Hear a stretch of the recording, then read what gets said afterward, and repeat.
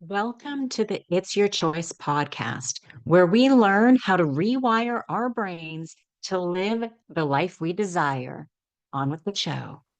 Welcome to It's Your Choice podcast. Today on the show, we have Jim Marshall. Jim, thank you very much for joining us today. Thanks, Sally. Glad to be here.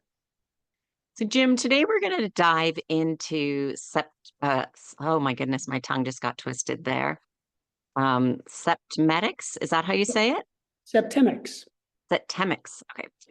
Today we're going to dive into Septemics, but before we do that, I just want you to tell the audience a little bit about yourself. Okay. Well, I am the discoverer of hitherto unknown natural phenomena, which greatly aid in the understanding of people, from which I crafted a revolutionary practical philosophic system called Septemics and published it in the book, Septemics: Hierarchies of Human Phenomena. And so, what exactly is Septemics? Septemics is a philosophical science based on the fact that many phenomena related to humans occur in a sequence of 7 levels. Literally, the word septemics means of or pertaining to 7. Septemics comprises a collection of scales or sequences, each of which breaks down various human phenomena into a hierarchy of 7 steps. There are 35 such scales, each of which is unique. And between them, they span the spectrum of human experience, meaning any problem, dilemma, situation, difficulty that any person has that has anything to do with people can successfully be analyzed by Septemics, by one or more of these scales, usually more than one. Okay, very interesting. And how do we know which one we should be using? Or are there several? Well, usually there are several, but if I tell you the names of the scales, you'll see it's not hard to figure this out because you have something going on and you say, oh, well, that's what's happening. Let me look at this. Let me tell you the names of these 35 scales. Okay. Well, 11 of these scales are what I call individual scales, meaning they apply to an individual, and 24 apply to an individual and 11 apply to a group. So they call group scales. These are the 24 individual scales: the scale of basic purposes, the scale of personal influence, the scale of choice, the scale of permeation, the scale of thought, the scale of identity, the scale of evaluation, the scale of motivation, the scale of control, the scale of stopping, the scale of scholarship, the scale of literacy, the scale of human ability, the scale of memory, the scale of spiritual identity, the scale of mental deletion, the scale of aberration, the scale of physical fitness, the scale of justification, the scale of belief, the scale of equanimity, the scale of attack, the scale of conflict, and the scale of reaction. And these are the group scales. The scale of relationships, the scale of life spheres, the scale of government, the scale of civilization, the scale of survival, the scale of management, the scale of exchange, the scale of communication, the scale of allegiance, the scale of sexuality, and the scale of politics. Any one of these scales by itself could dramatically improve the life of the user. And let me give you a simple example. I mentioned the scale of motivation. One of the most important things to know about anyone is his motivation. Why is this guy doing this? So you could ask yourself, if you wish, what's my mother's motivation toward me? What's my father's motivation toward me? What's my brother's motivation toward me? What's my boyfriend's motivation toward me? Ad infinitum, you could do this with everyone you know and everyone you have ever known. You could ask that. And every time you spot it, and you won't have too much difficulty doing that because I'm telling you what the 7 choices are, you'll have a realization. You say, oh, my mother's at level 2. That explains why she does X, Y, and Z. See, you're having an insight. And then you say, oh, my boyfriend, that's his motivation. That's why he did that. And that is one of the ways that you know you found the right level, because you have a realization. Right. And then things make sense. Then you could take that same scale and reverse the vector and say, what is my motivation toward Joe? What is my motivation toward Fred? What is my motivation toward Aunt Mildred, and so forth? Another 200, 300, 400 times until you do it on everybody you know or have ever known. See? So you say, oh, when I was in the second grade, I didn't get along with that teacher. What was my motivation for it? Well, I see what my motivation, that explains why I didn't get along with it. See? So by the time you finish this exercise, you will have had 500, 600, 700 insights about all of these people. So your Right. mind is greatly clarified. There's no fuzziness about any of this. It's clear because each of these scales is accurate, precise, and specific. That's interesting. When going through them, are there a number of questions that we're asking ourselves? Well, you don't really need to do that, and I'll tell you why. First Okay. of all, people tell you their levels. Oh, okay. If you just observe them, you will see their levels. This goes on with me all the time. I'm just watching somebody. I'm not saying anything. I'm not discussing. I can just see the person tells me. The guy says, I feel obligated to take care of my daughters very well. That's level 2 on the scale of motivation, duty. He just told you his motivation. See? Right. That's different from level 1, which is love. He's not saying he's doing this because he loves them. He's saying this because he has an obligation. See, that's a different motivation. You see? It tells you something about this person. Right. That's one thing. The other thing is between what they say, their eyes, their body language, their behaviors, this comes out. Right. They don't know anything about it. They're just telling you all the time. Okay. And I use this continuously. Now, the other thing is this. There's an old datum in engineering that says the 90% of finding the correct answer is asking the correct question. Right. So since I'm giving you the 7 choices, you're asking the question. You're starting out with the question, what is my next door neighbor's motivation toward me? Why is he so weird? See? So you look at it and is it this? Is it this? It's this. See, you're asking the right question. Is his motivation toward me money? Is his motivation toward me revenge? You see? You spot it. Mhm. By asking the right question, it's not hard to get the right answer. This goes on all the time in engineering, right? So if somebody gives me an amplifier to fix, right? Mhm. Says, my amplifier is not working, would you fix it? Okay, so now if this is an old-fashioned amp, guitarists use amps with tubes in them, I'll test all the tubes, right? They all work, okay. Now let me look at the power supply. I test, Mhm. there's a discontinuity in the power supply. Put in a new power supply, it works perfectly. See, I asked the right question. See, when I asked, is it the tubes? It wasn't the right question. But when I asked, is it Right. the power supply? That's the right question. And so that's how engineers proceed all the time. Right. So, what about in circumstances where actions do not match the words? Because that happens quite a bit. People will say one thing, but what they do does not match with what they're saying. Well, first of all, you have to realize there are 35 scales. So you have to figure out what axis is this happening. See, that behavior might be on an axis different from this other axis that is manifested by what he's saying. Okay. See, in other words, a guy might be, he might be somewhere, let's say on the scale of attack. See, Hmm. uh, so his approach to attacking things is a certain way, and so that's going to manifest. But you have to look at that axis to identify it.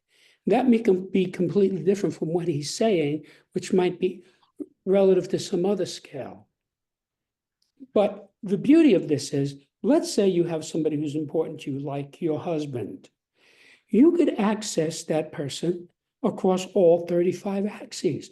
Where is he on this scale? Because Every person is at some level on every scale.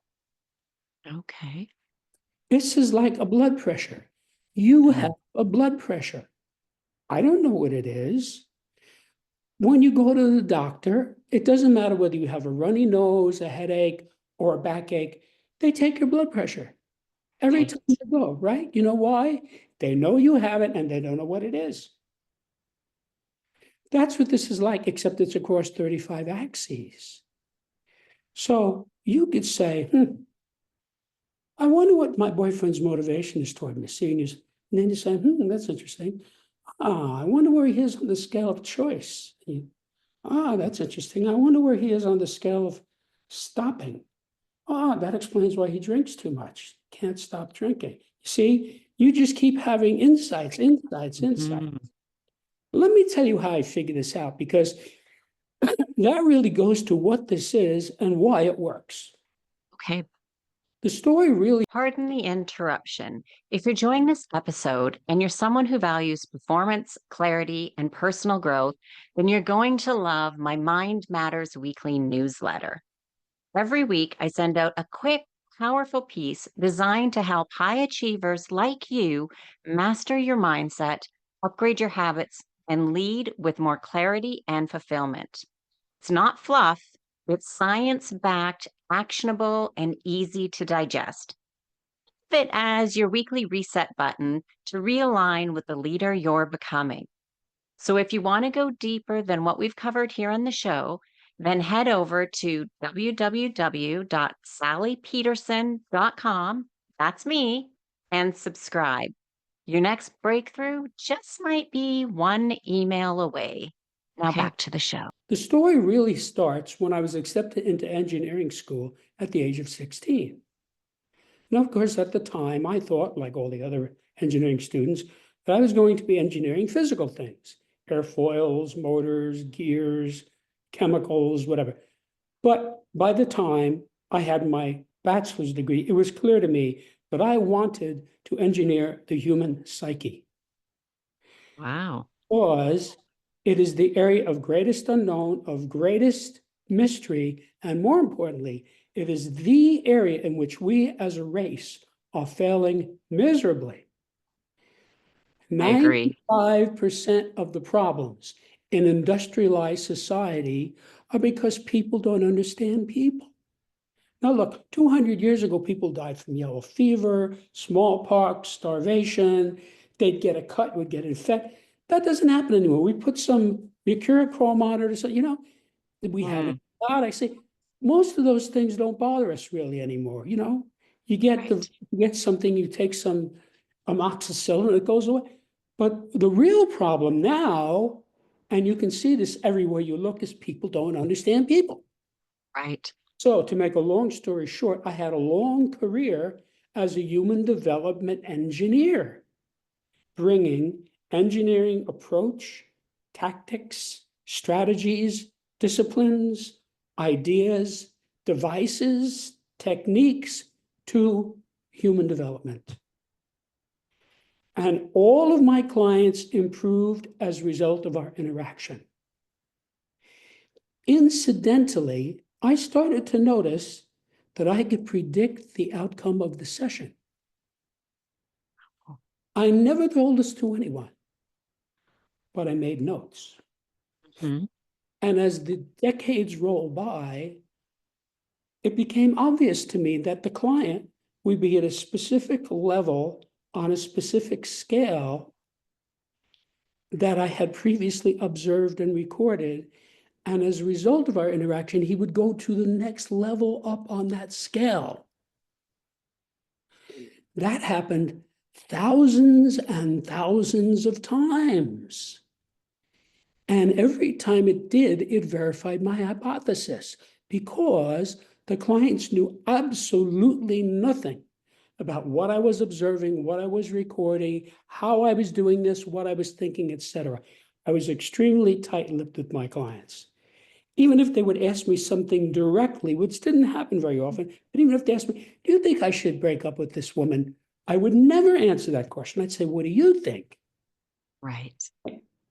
because basically I was using Socratic dialogue, sophisticated use of Socratic dialogue aided by biofeedback.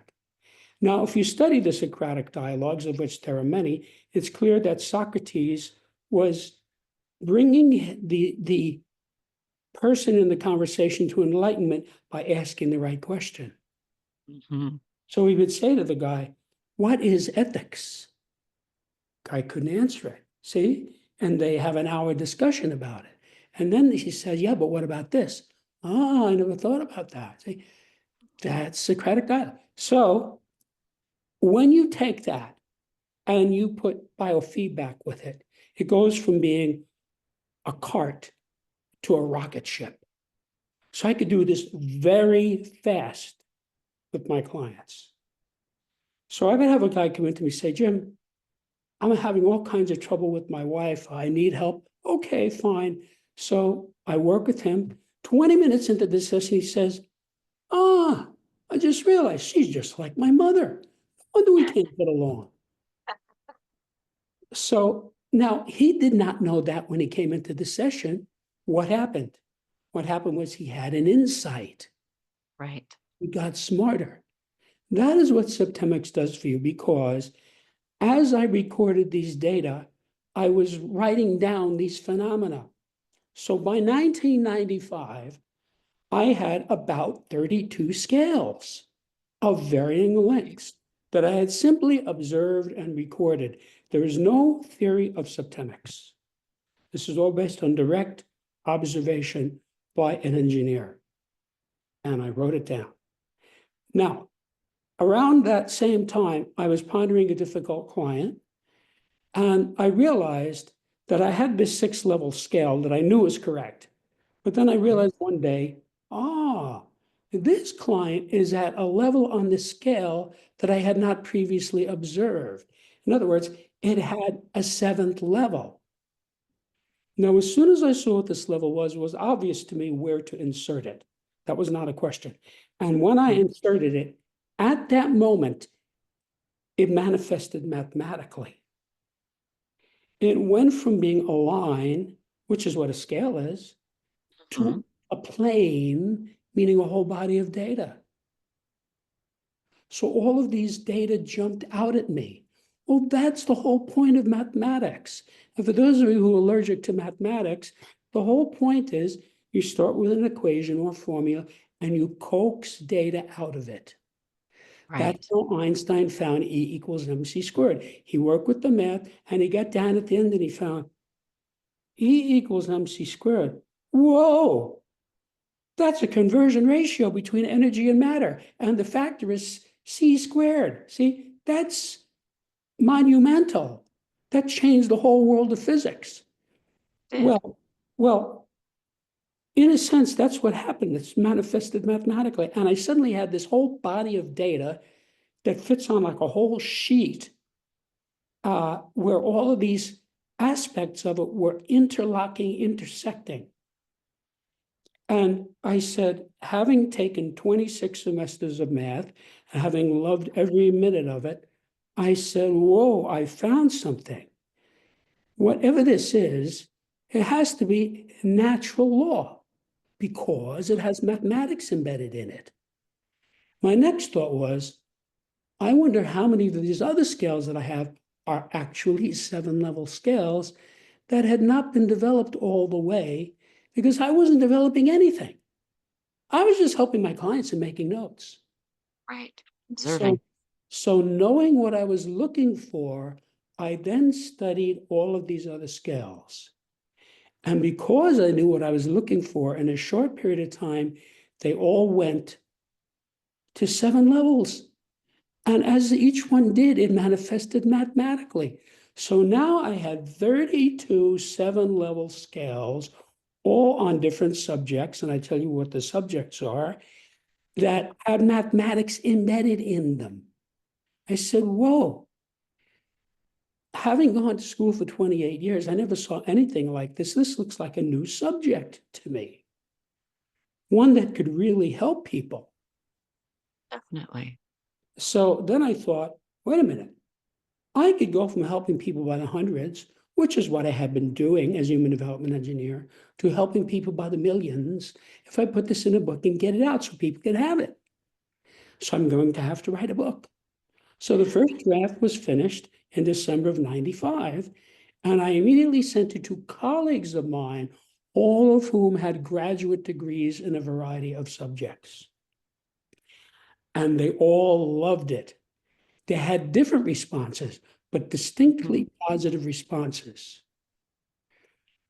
If I had to sum it up, I'd say the response was something like, wow. So that told me this is exactly what I thought it was, which is a new subject that could really help people. I then spent the next 25 years writing the book. Because you have to realize, first I had to discover the phenomena, the septemic phenomena, and I pretty much told you already how I did that in the sessions. But realize as soon as I would leave the session, I'd go out in the world to the bank or Walmart or the supermarket, I'd see people with the same manifestation. This guy is at this level. I don't even know this guy, but I can see he's manifesting this level. See, it's coming right out of his mouth. So the more I saw this, the more obvious it was that this was a real thing. It existed in nature. People were doing this without knowing they were doing it. Mm-hmm. So I did find 3 more skills as I was writing the book. But then I had to take these data and I had to use it to craft a workable philosophic system. Because you have to understand, as an engineer, I'm only interested in facts and results. Right. To engineering, opinions and beliefs are utterly irrelevant. We don't accept them, we don't honor them, we don't use them. That's for another part of my life. You know, if my girlfriend gives me an opinion, I'm happy to listen to that. It has nothing to do with engineering. So I had to make this work for every person all the time. And that took 20 years. You have to realize that what happened was I sent out the first version of the book. I got all that feedback. And then I worked on it and I made a better version of the book, released it to students and colleagues and clients and such, got more feedback, rewrote it. So there were at least a half a dozen rewrites of this book. Right. And each time it got clearer and clearer and clearer. So you have to realize since 1995, see, that's now 20 years. Excuse me, 30 30 years. years. 30 30 years. Yeah. right? So I've been watching people respond to this for 30 years. People get it. They get it. Some guy just opens up the book and looks at the scale and says, oh, this makes sense. I see. I never thought about this before. There's a scale of equanimity, and these are the levels. So let me explain how this relates to people. Okay. Let's say you have a garden and you know that I'm into gardening, so you invited me to your garden. So I said, okay, because I'm into gardening. I go to Sally's house and I walk in your garden. I say, oh, Sally has hydrangeas, irises, tulips, begonias, chrysanthemums, roses, et cetera, right? Now, the reason I can do that is I know all about flowers. If you wanted me to, I could advise you.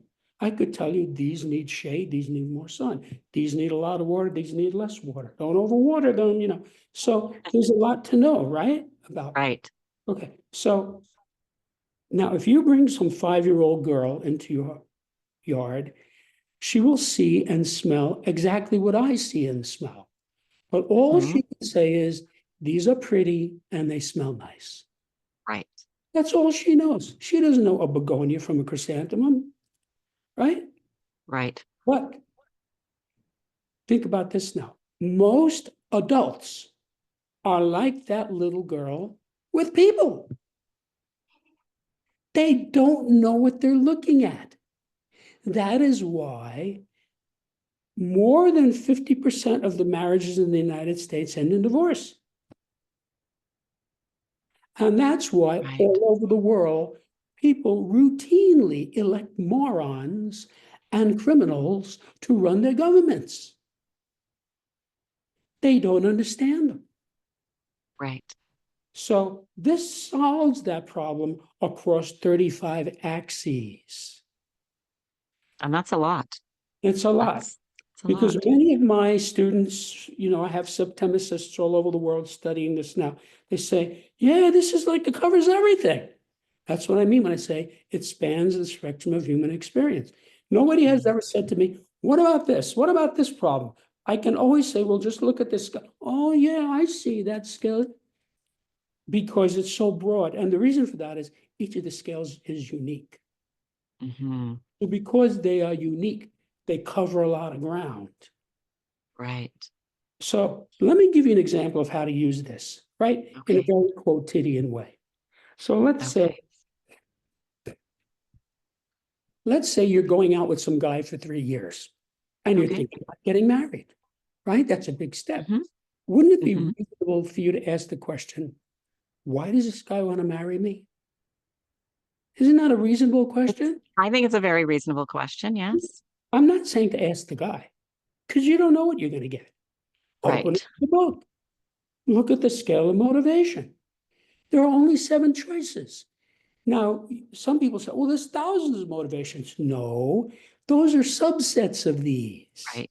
Core motivations. Right, the 7 basic human motivations. So you Mm-hmm. look at it. Because you're selecting from a menu of 7, it's not hard to do. Right. Sometimes you go to a restaurant, there's like 200 things on the menu, right? You could spend Mm-hmm. hours figuring this out. As opposed to when you go to In-N-Out Burger, what do they have? 7 things, right? Right. Cheeseburger, hamburger, French fries, Coke. That's about it, right? It's Mm-hmm. easy. So Right. since I've given you 7 levels from which to choose, this is not hard to do. So you know the guy because you've been hanging out with him for years and years, and right? Mm-hmm. You just read it, and you'll spot him. You say, "Oh, I can see this guy wants to marry me because he loves me." That's level 1. Let's set the date. That's the highest motivation. But maybe that Right. doesn't happen. Maybe you say, now that I think about it, I think this guy wants to marry me because I drive a Cadillac. I have a 40-foot yacht. I fly my own Learjet. I live in a $20 million condo and I have $10 million in the bank. See, that's a different motivation. Very different. I'm not saying it's good or it's bad. I'm just saying it's what it is. Mm-hmm. What you do with that is up to you. Right. That's not for me to say. You might say, okay, he wants to marry me for my money. That's not the first time this has happened. But this guy, he's handsome, he's funny, he's smart, he has a good job, he's very even-tempered. So I'm going to marry him anyway. Right. Right? And you may live happily ever after. But maybe that Yeah. doesn't happen. Maybe you look at it another way. Maybe you say, you know what? I don't want to marry somebody who wants to marry me for my money. I want to marry somebody who loves me for myself. And you Mm-hmm. break up with him because you're looking for a husband, right? Now, Right. you might think in that second case that you would be unhappy about that, and you would be wrong. You won't be unhappy. You'll be relieved. Mm-hmm. Listen, thank God I figured this out before I married this guy. As I would say, dodge that bullet. Right, dodged a Right. bullet, Because exactly. it's once you know, because I always say the best way to make an informed decision is to have the information and then choose Yes, to do whatever I or somebody else, whatever you want to do. But then at least you know, and you go, well, I know, but I'm okay with it. But I can work on that. But I can do, and as long as you know, it's different than not knowing that's and right. then looking back. And how many times have people said, I wished I knew, or I wished I That's right. noticed, I wished I realized That's all right. of those things. So let me tell you, when I was young, this data didn't exist. I hadn't figured it out yet, right? So I Right, made the same stupid mistakes that everybody else makes. right, Now, since I know this data very well, for me, that does not happen, cannot happen, and will not happen. And I'll give you a case in point. I'm a single guy. So about 6 months ago, I met this gorgeous blonde, beautiful, glamorous, congenial blonde. And we were very interested in one another, right? So now we're going through the usual preliminaries, like what neighborhood do you live in? What do you like to do on the weekend? What kind of music do you like to listen to? We had at least a half a dozen conversations like that. So I Okay. started to notice, so we're having this conversation. I noticed, she's low on this scale. Okay. So we had another conversation. She's low on this other scale. And we had another conversation. She's low on this other scale. Now the light bulb was going on over my head. Wait a minute. Do I want to get involved? This looks like a downscale person Right. because there are downscale people. I mean, you see somebody who's a professional criminal and a drug addict who beats up women, he's a downscale person. That's why Yes. he does those things. He's at or Right. near the bottom of many of these scales. So I dismissed her. I said, pass, no thanks. She was Mm. shocked. You know why? She was so gorgeous. I was probably the first guy that ever did that to her. We didn't have a fight or anything like that. I just said, no thanks. And Right. she said to me, who do you think you are? I did not say to her the correct answer, which is, I'm the guy who knows Septemics, because it wouldn't have meant anything to her. Right. Exactly. So, so this is really user friendly. At the Mhm. other extreme, when I first came to Arizona 10 years ago, so I'm new to the area, and I met Yeah. somebody, we had our first conference.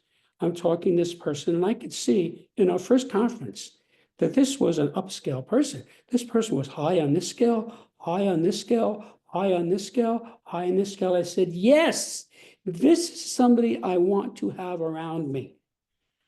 And Right. and I have preserved that relationship to this day, and it has been of great benefit to me.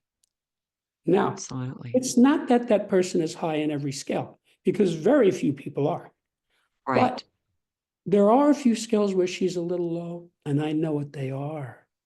So when it comes up, I just tiptoe around it. Right. What preserves the relationship. I say, oh, okay, she's doing this thing. That's okay. I know what it is. I know how to deal with it. This is a good person. I'm not going to make a thing about this. You see? Right. So for example, I have a good friend of many years, wonderful person, love the guy, but he's Mhm. what I would call a political extremist. Okay. So when that comes up, I just tiptoe around it. I'm not Mhm. going to argue with him. There's no He point. says, he said, Donald Trump. I'm not going to give, I just say, how's your son? Oh, he's okay. Oh, yeah. Is he still living in Washington? Yeah. Oh, is he married now? Oh, you told me about it. See, we're out of that Mhm. subject. That's how Right. I handle it. So look, I have three sisters. Two of them are conservatives and one's a liberal. I get along great with all of them. You know why? I don't let it be an issue. I Right. tiptoe around it because I know what I'm dealing with. Just like when you're dealing with a rose or a tulip, you deal with them differently. They're very different. Right. So Right. now think about this as far as applying this in your life. Every tulip in the world is unique, and Mhm. every rose in the world is unique. But I can Right. always tell the difference between a tulip and a rose, and you probably can too, Yes. because you know what they are. So Right. that is how this works with people. Now, I Right. hesitate to add, never tell anyone the level of any person on any scale, whether it's yourself or another. So you see, okay, my boyfriend's at this level on this scale. Don't tell him. Keep it to yourself. And here is why. Number one, most people don't like to be evaluated. That's true. Don't like Because it. we think we're being judged. Right. You know Yeah. how the wife goes to the husband and says, you know what's wrong with you? You're not ambitious enough. You need to get a second job. That's not helping him. That No. just makes him think about a divorce. She should say, here, Fred, look at this book. This will help you. And let him figure out himself. The other thing is, as I said, every time you correctly spot a level, whether it's of you, yourself or another, you have an insight. By Mhm. telling the person, you're taking that away from him. If you just, I've been doing this with people for 30 years, you just show it to the person. He says, oh, I can see my mother-in-law's at level 5 of this level. No wonder she acts like that. Right. See, he has an epiphany. Now his relationship with her just got better. It's not that I didn't know. I knew, but Hmm. it's not my place to tell him that, even if he asks me.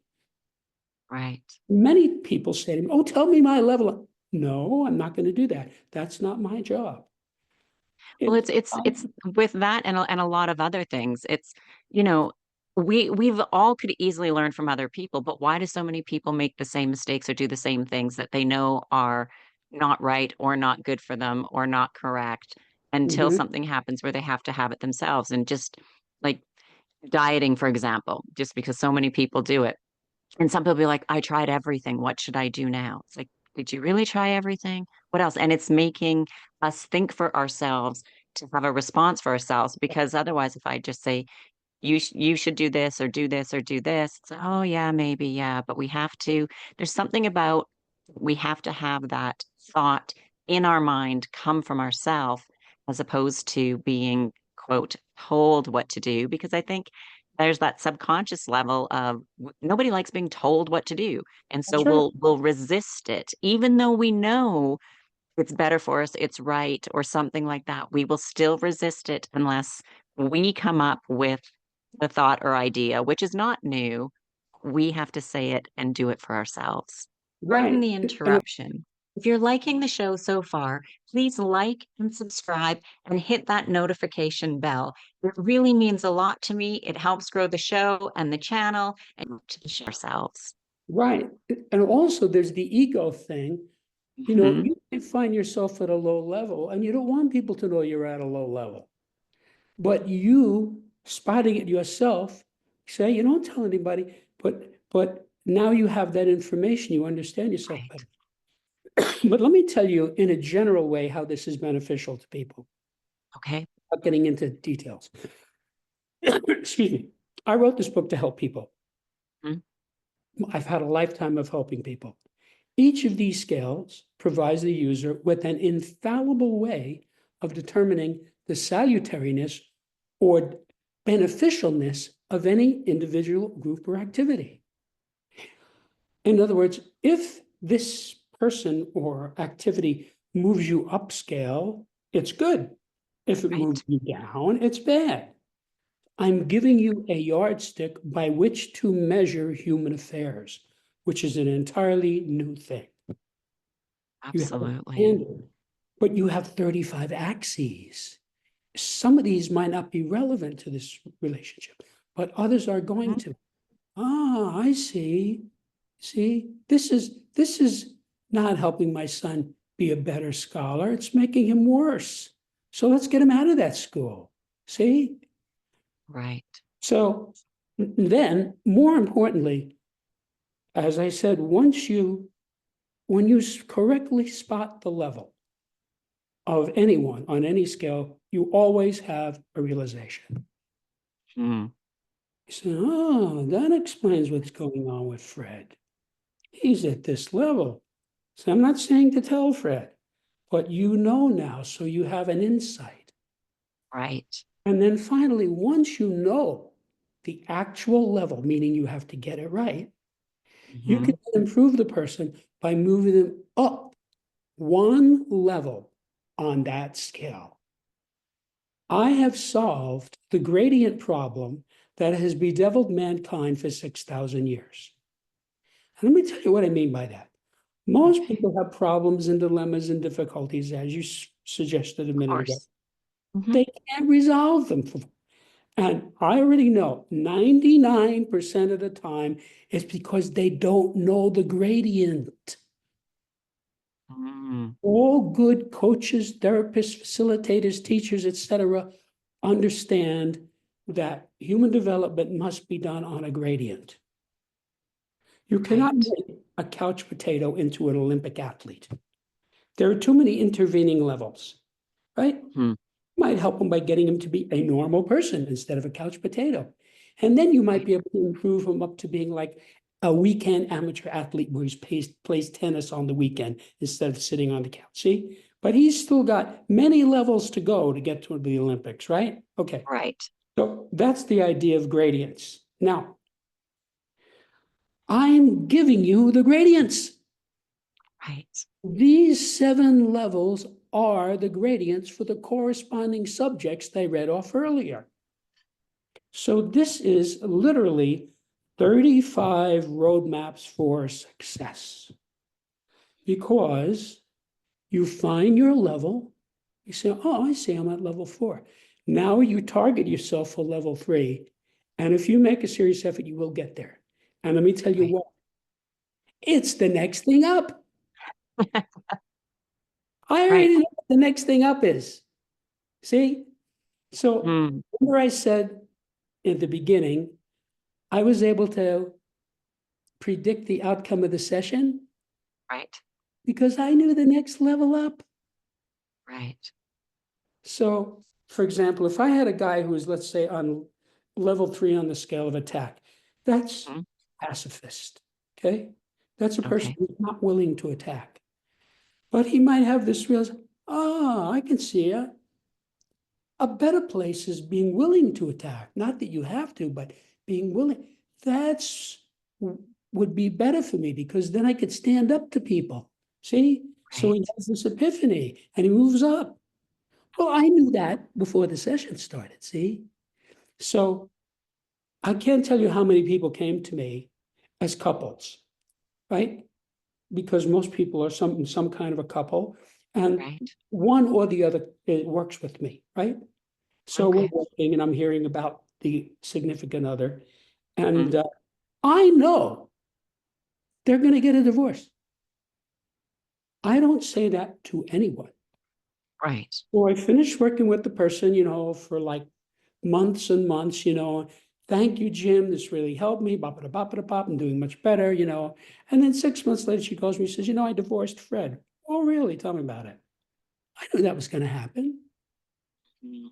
but I'm not going to tell that to anybody. That is not my place. No. No. Well, So, it's very interesting because we can use that to understand other people, potentially help them change. Of course, people have to want to with that, but really also to understand ourselves because as you said earlier, I mean, we've advanced so far in so many things with medicine and technology and everything else, but understanding humans and just even understanding ourselves, we need to do because as you've heard often, I'm sure, and I've had, and I've mentioned it on this podcast many times, is I have heard so often of people saying, well, that's just the way I am. It's like, are you? And then why? And do you want to stay that way? And if you do, great. If you want to stay the way you are, it's your choice, no problem. But if you're not happy with it, then it's understanding why and knowing that right, changes in everything can be made. right. And the reason that this facilitates benefit to people is it's accurate, precise, and specific. So when the person looks at it and says, oh, I can see I'm not level 5 on the scale of equanimity. That's not so good. That's why I lose my temper all the time. See? And the Mm, chapter tells you with granular detail what this is about, how it manifests, how people act at each level. So you can find yourself pretty easily on these. See? right, And then you target yourself for the next level and you're asking the right question. And so you'll get there. You're right, fixing the thing that needs to get fixed. And it's very specific. It's not a generality. Working with clients for 40 years, two of the things that I observed that are closely related is One, a person never knows why he's upset. He Right. thinks he knows why he's upset. I say to the guy, why are you upset at your wife? Oh, she burns the toast every day. That's not why he's upset. I will find in the session, or let me put it this way, I will guide him to find. Now I see what she does. It upsets me. It's this. At that moment, he stops being upset. Right. The situation is the same. He's just not upset about it anymore. You see? Yeah.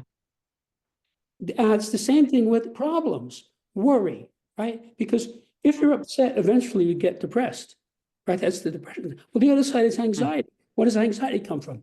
You worry, right? That's anxiety, Yeah. right? Anytime a person worries, it's always because, as you suggested, there are unknowns, right? Right. Right. So let's say a guy's being audited by the IRS. Boy, is Okay. he worried. Think Definitely. about all the unknowns. What are they going to ask me? Are they going to accept my receipts? Do they know about that bank account? Do they have witnesses against me? What questions are they going to ask me? How am I going to get nervous? See, there's all these Mhm. unknowns. Which age? Right. So if this guy had no unknowns about that, he would not be worried. Right. So this is pretty much what life is like for me. I almost never get upset and I almost never worry about anything because I look at it, oh, it's that. I say, so it makes it, if there's a situation with a person, it's only happening on one side. It's not Right. they're upset at me and I'm upset at them. I see the whole thing with specificity, and so I can deal with it with aplomb. Right. And it's just so much easier too when it's like, oh, I know why they're acting that way, or I know why they're saying or doing that. And it's just like, oh, okay, well, that's why. And it's easier to just let it go, ignore it, as you say, change the subject if it's something like that, Right, and just to move on and not get upset, get into that argument that we generally tend to do. right, which wrecks the relationship. Right. It's very easy for me to preserve relationships because I know what I'm Right. dealing with. This guy is a chrysanthemum. This guy is a begonia. This guy is a rose. I Mm, accordingly. So it's like, right. for example, I had clients who came to me from Europe whose first language was not English. And I was able to help them because I know the scale of literacy. See? So Right. most people say, well, you're literate or you're illiterate. That's binary. No, there are 7 levels of literacy, and they're in the book. So you spot, oh, this Mm, guy's this level. I know exactly how to deal with him in terms of communication. So, for example, if I were talking to Dr. Jordan Peterson, mhm. I know, without giving any levels, that he's a very literate person. He has 3 college degrees. I would be able to speak to him right at my level, and he would understand everything I said. And if I used a word I didn't understand, he'd say, "Wait a minute, what do you mean by that?" See? Right. But Yeah. if I deal with the guy who cleans my house or the guy who fixes my car, these are not literate people. They are a benefit to me because Mhm. they do what I want them to do. My car's doing this. Okay, bring it in. The guy's great. He fixes it. I pick it up the next day. So Right. that's what I want. You Mm, know, that mechanic, he has my business until I die. It's like I just say, fix it. Here's the bill. I pay him. That's it. Not only that, he's honest. right. Sometimes I'll Right. say, check this thing out. I don't think he says, no, there's nothing wrong with that. So it's like, does he know the difference between a gerund and a participle? I doubt it. I don't Right. think he's a literate person. I mean, I've known this guy for like 5 years. Mhm. I have never seen him with a shirt that has buttons on it. Okay. That's Yeah. who he is. That's who he is. Yeah. So that's got nothing to do with him fixing my car. Right. See, Because there's things about the car that he knows that you and I don't know. that's right.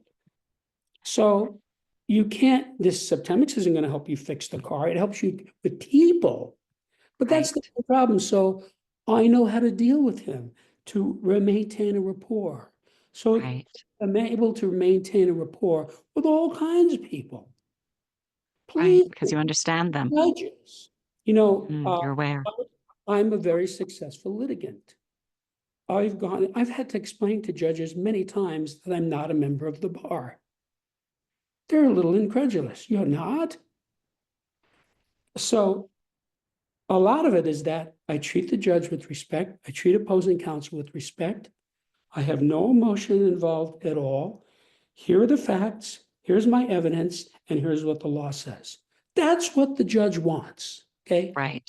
I understand the law.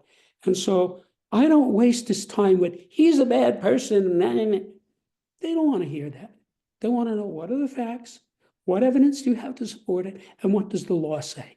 And that's what's in my brief. And I just, you know, and in writing a brief, when you write a brief, you tell them what you're going to tell them, you tell them, and then you tell them what you just told them. That's how you write a brief. So it's very specific. See, so I keep winning. And so lawyers, I go Mm. up against professional lawyers and I beat them. And they walk out of the courtroom scratching their head saying, what just happened to me? How does I'm I do not that? even a lawyer. How did I lose this? Right. But a Right. lot of it has to do with, I could establish a rapport with the judge. Mm. And he would get a sense that I was honest, that that I didn't have some phony excuse or anything, Right. Because I know all these. For example, there's a scale of justification. There are 7 levels of justification. A lot of people go into court and they justify, you know. Judge doesn't want to hear that. Doesn't want to hear justification. He knows what happened. Were you Right. speeding or were you not speeding? No, I wasn't. That's what he wants to hear. Or yes, I was. So, but that's true for people in general. Yeah, People, that's people, right. people, whether they're policemen or judges or anybody else, people are people. And I can tell you, every person is at some level on every scale. And so Mm. you could always spot it. I can say, okay, this guy's at this level. That's what I'm dealing with. And so gets baked into the cake of how I'm approaching it, how I'm doing it. So Right. it saves you an enormous amount of time. Definitely. I It mean, definitely does. So, Jim, it's very fascinating, very interesting. So, if people wanted to get your book, where could they find it? If they want to work with you, where is the best place for them to be in touch with you? well, as far as getting the book, it's available wherever books are sold, starting with Amazon, which is the biggest bookseller. So you can just go to Amazon and there's a whole big thing about it there and you can buy. But Barnes and Nobles, whatever. But to answer your second question, I invite your listeners to septemics.com, which is my website, where they can see what many readers have said about it, what many journalists have written about it, what the reviews are. You can read sections of the book itself, and there's even a pre-recorded introduction to Septemics that you can listen to that explains it to a new person in 15 minutes. Perfect. And I will make sure we have links to all of that in the show notes below. So, I just want to say thank you very much for your time today, Jim. I really appreciate it. It was a delight talking to you.